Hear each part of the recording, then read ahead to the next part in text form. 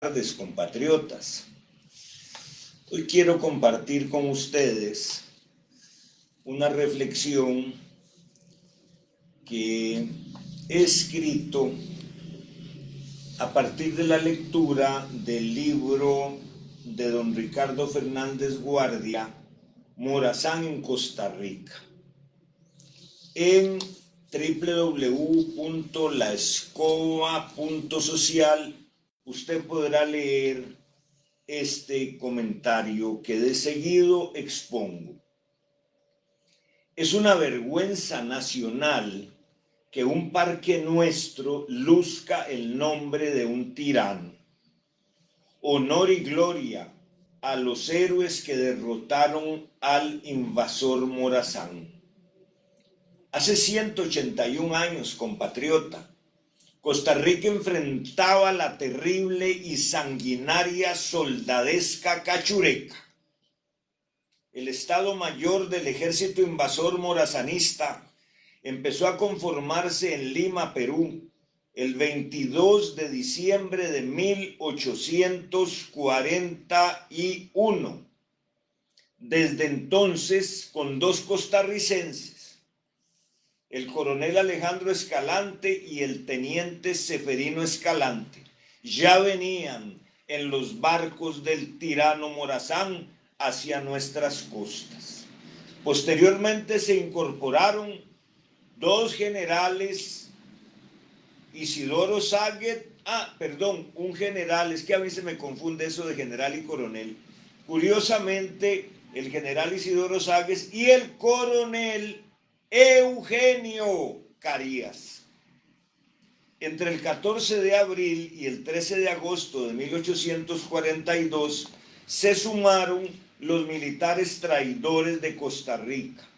Vicente Villaseñor, salvadoreño que estaba aquí en Costa Rica, Joaquín Alvarado, Salvador Mora, Juan Antonio Pantoja, el capellán presbítero José Antonio Castro, que fue nefasto, y el cirujano José María Montealegre, que años después se convertirá en el asesino del presidente Juanito Mora. En el año 1842, marcó heroicamente nuestra segunda independencia. 21 años después de la independencia de España, precisamente allí, con el fusilamiento del tirano Morazán, Costa Rica adquiere su mayoridad patriótica, liberándonos así de las sátrapas invasoras. El 7 de abril, Morazán arribó a Caldera, Punta Arenas, con una escuadra de 5 barcos, el Cruzador, la Asunción, la Granadina, Isabel II, Josefa y Cosmopolita. Faltó el 6º barco, la Tagarota o la Buchona, pero ese creo que no está en la lista. El 11 de abril, siempre de 1842, el traidor general Villaseñor, salvadoreño que ya había sido subalterno de Morazán, al mando de las fuerzas costarricenses, traicionó al presidente Braulio Carrillo y firmó el oprobioso Pacto del Jocote, precisamente en ese lugarcito llamado El Jocote en Alajuela. 24 años antes de la gesta heroica de nuestro Juan Santamaría, del presidente Juanito Mora y del pueblo costarricense. Vean qué curioso, el 11 de abril de 1842 nos traiciona Villaseñor y se hinca, no sabemos si de frente o espalda, al tirano Morazán. El 22 de abril, Morazán y su soldadesca invasora decidió aumentar las fuerzas militares de Costa Rica con sus planes absolutamente psicópatas de convertirse, oiga, qué ridículo, así lo hicieron los colorados o los blancos o no sé qué hondureño en el Simón Bolívar de Centroamérica. ¡Qué charlatanería, por Dios! Un tirano como Morazán iba a ser libertador. Pero lo peor, ahora veremos, es que aquí los traidores de la patria también lo declararon libertador de Costa Rica. El 3 de mayo, la tiranía ordenó a los propietarios suministrar 5,000 pesos mensuales para cubrir el déficit de las rentas públicas. Impuso que los jefes políticos remitieran a la tesorería del gobierno tiránico todos los fondos propios, y más tarde vinieron las contribuciones extraordinarias y los empréstitos forzosos, reclutando a los hijos de nuestra patria para convertirlos en carne cañón. Según este atarantado de Morazán, los gobiernos que tenían Honduras, El Salvador y Guatemala iban a dejar que él culminara esos sueños tiránicos que tenía a nivel centroamericano. El 15 de julio, vergonzoso, y por unanimidad de votos, la Asamblea Constituyente de Costa Rica nombró a Morazán jefe provisional del Estado, dándole el título de libertador de Costa Rica. Vergüenza de vergüenzas.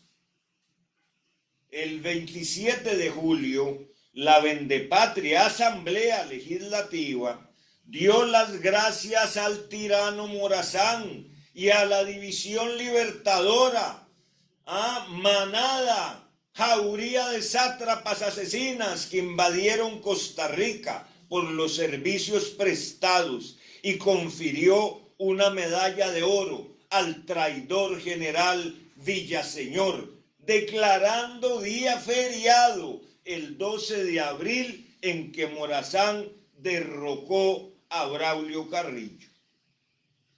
El 10 de septiembre de 1842, en San José, arrancó la rebelión contra el ejército asesino, al grito de ¡mueran los cachurecos!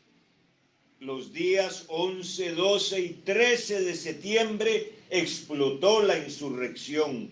En San José continuó la lucha encarnizada durante todo el día, acentuándose cada vez más la ventaja de los rebeldes, cuyo número aumentaba sin cesar, con hombres procedentes de todos los pueblos de la meseta central.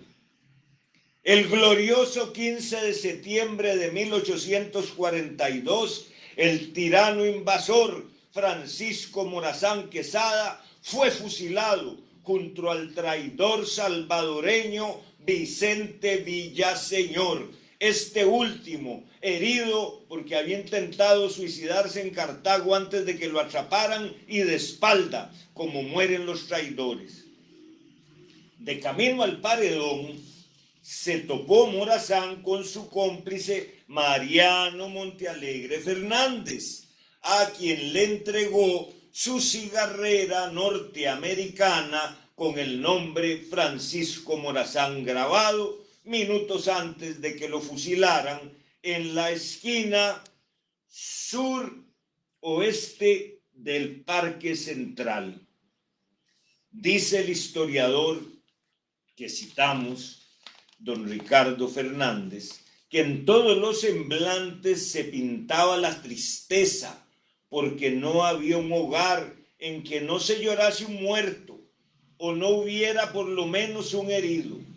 Reinaba un profundo abatimiento, causado por 4 noches de vigilia, 68 horas consecutivas de pelea y el tremendo motín popular de aquel día. ¿Cómo es posible que todavía los costarricenses tengamos un parque que lleve el nombre del asesino, del tirano Morazán?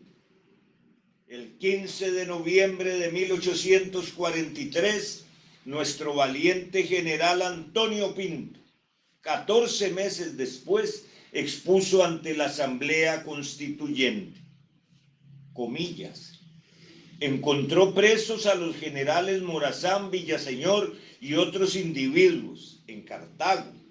Todos fueron conducidos a esta capital el 15 de septiembre.